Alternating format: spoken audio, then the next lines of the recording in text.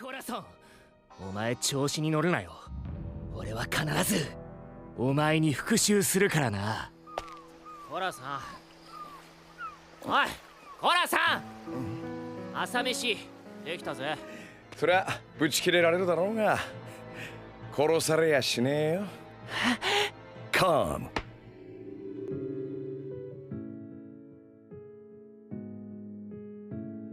If there is one thing that One Piece is known for from a storytelling perspective, it's the tragic and powerful backstories of each single Straw Hat that are usually accompanied by the tragic death of a loved one. And while the main storyline in itself rarely leaves the adventurous spirit of a typical shonen story, the flashbacks are usually the places where Eiichiro Oda allows himself to integrate deeper, darker, and more dramatic aspects of storytelling to add to his epic world-building that might be considered as too brutal for a week-to-week reading experience. And so I think I don't have to explain to you how essential these scenes are to the overall appeal of a long-lasting story like One Piece. But I'll do it anyway. By showing us the tragic past that each of these diverse crew members have lived through, Oda reveals that no matter who you are or where you come from, this world and society is fundamentally broken.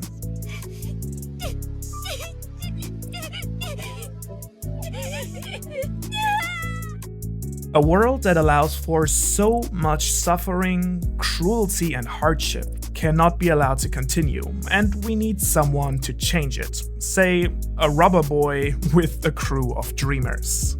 And so, while there certainly are flashbacks for other characters in the story as well, the general structure and length of the Straw Hat ones are exclusive to them. With one notable exception. Law's flashback on Dressrosa, which stretches over 7 chapters and which in my opinion is not only the key scene to unlock the entire Dressrosa arc, but one of the most well-written and well-structured sequences in the story. And so in today's video, I want to look at Law's and Corazon's flashback, and why it's my favorite piece of writing in the New World so far. Oh yeah, and if you haven't done so already, make sure to subscribe to the channel. No excuses, it's free.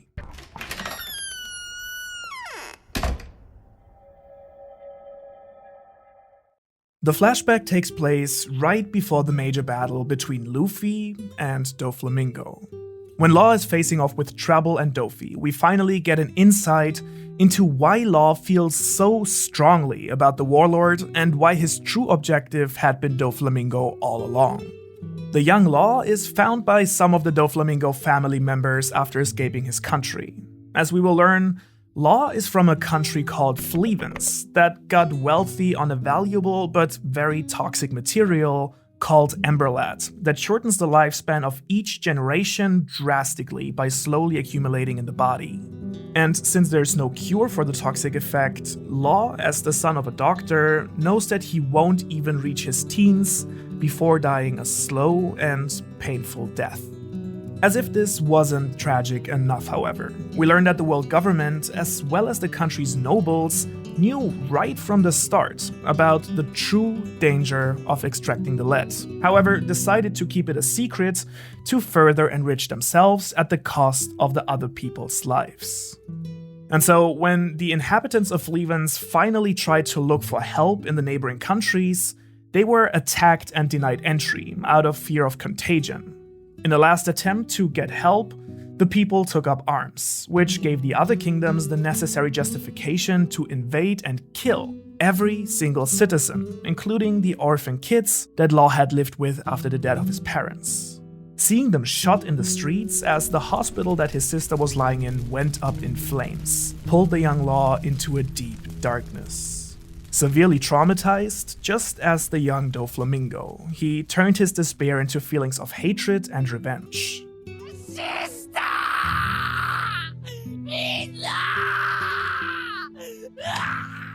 As a result, he joins the Doflamingo family with the goal to kill as many people as possible before dying of his poisoning. The first time Law and we readers meet Corazon, he is introduced as Dofi's mute and clumsy younger brother, who absolutely hates kids. Without hesitation, he grabs Law and throws him out of the window. As we will later learn, Corazon did so in the hope of pushing Law away from Dofi. However, quite understandably I think, it made Law hate and loathe Corazon, whom he ultimately stabbed with a knife. Knowing fully well that Dofi would kill him for attacking his younger brother, he's surprised to find out that Corazon has not sold him out. The real turn in their relationship, however, happens when Law reveals his true name to Buffalo and Baby 5. 𝚑𝚊𝚟𝚎 𝙸 Upon hearing Law's secret middle name, Corazon reveals his true self to Law and urges him to get as far away from Dofi as possible. Law declines, but also decides not to sell out Corazon in return. Already caring deeply for Law, Corazon then decides to kidnap him away from the family and goes on a journey to find a cure for his illness, during which the two grow closer and closer.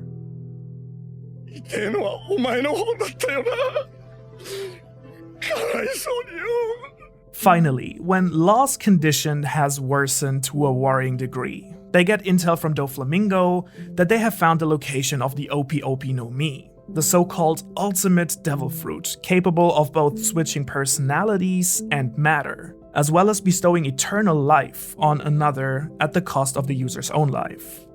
Doflamingo wants this fruit above anything else to have the immortality surgery performed on himself. Corazon, on the other hand, wants to use it to save Law's life, and at the same time keep it out of Dofi's reach. So he contacts Sengoku to tip off the Marines and takes Law to obtain the fruit himself. Despite getting heavily injured in the process, he manages to claim the fruit and feed it to Law. Desperately trying to get help from the Marines, Law accidentally gives Corazon's secret message to none other than Virgo, Doflamingo's spy in the Marines, who immediately notifies his boss and beats Corazon half to death. And so when Dofi's on his way to finish the job, Corazon hides Law in one of the treasure chests and uses his powers to mute the sound from within. Then he is confronted and ultimately killed by his brother.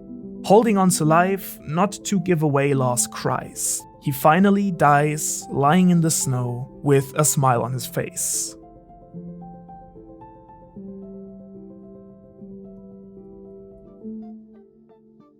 One thing that this scene does incredibly well is give deep characterization for both Law and Doflamingo, while introducing Corazon completely from scratch in such a well-written way that he ended up as one of my favorite characters in the show. I already talked about Corazon's fantastic character in a separate video that I'll link at the end of this one. What I want to focus on in this video instead is how this scene is constructed and what makes it one of the most powerful moments in the story. And I think that the secret here is that Oda has basically built upon all of his previous experience in the story to create the perfect flashback for a quasi-Straw Hat.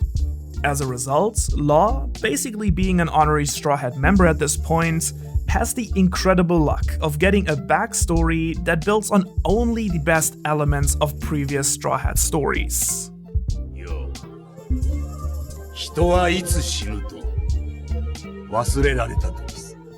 The first parallel I see is with Chopper. The last part of Law's story takes place on a quiet winter island that gives the entire scene a unique ambient feel. In storytelling, snow mostly conveys at least one of two emotions: serenity and peace, as well as a slow, creeping death in the cold. Now, when we compare both storylines, both Corazon as well as Dr. Herolook have a quite quirky nature, and both are shown to be conmen, pretending to be something that they're not. But while they appear to be rough and dishonest on the surface, in the end, both turn out to be two of the most kind and loving characters in the story. Just as Dr. Herolook does for Chopper, Corazon also gladly sacrifices himself for the good of someone else. Both characters have a medical theme that is focused on both curing the body as well as curing the heart. Something that both of them managed to do in the end by saving both Chopper and Law from their darkness, as well as saving their lives. In the end, they both die with a smile on their face, while the snow is gently falling.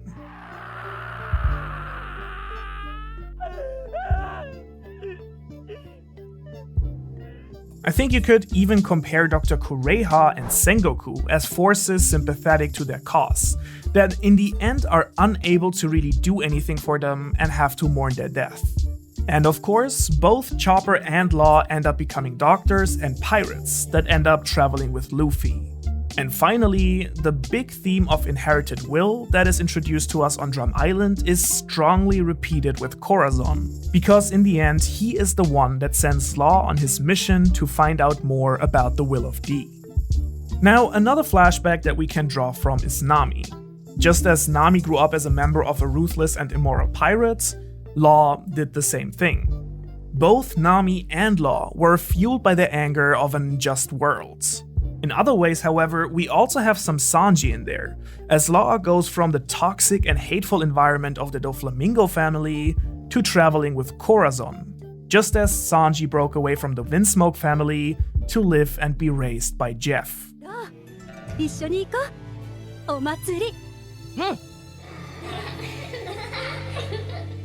However, the second really big parallel next to Chopper is with Robin and her backstory. This is actually really interesting, because I would say that Law and Robin are actually pretty much on the same wavelength personality-wise. Both of them are calm and have a dark aura around them, but also have a nerdy and funny side that shows more and more as they travel with Luffy. Also, both of them are scientists and both have a great grasp of the politics of the world. And this reflects really well in their flashbacks. Because as children, both Robin and Law were quite cheerful kids until they were separated from their parents. Both had to witness the full cruelty of the world government as they were responsible for the death of their people. And both were treated as outcasts and as dangerous by the people of the world for nothing but their origin. Both Robin's and Chopper's flashbacks are two of my all-time favorite scenes in the story. And Oda took these wonderful elements out of both of their backstories, as well as some minor successful elements from other Straw Hats, to write the best flashback in the story so far. This, combined with the fantastic character design for both Corazon and Doflamingo, made for one of the most emotional moments in the story, that at the same time served as the centerpiece for the entire Dressrosa arc, and thus as a hefty piece of world building. 覚えててくれよ。俺は笑顔で死ぬからよ。 Hands down, simply a wonderful piece of storytelling. Thanks guys. Peace.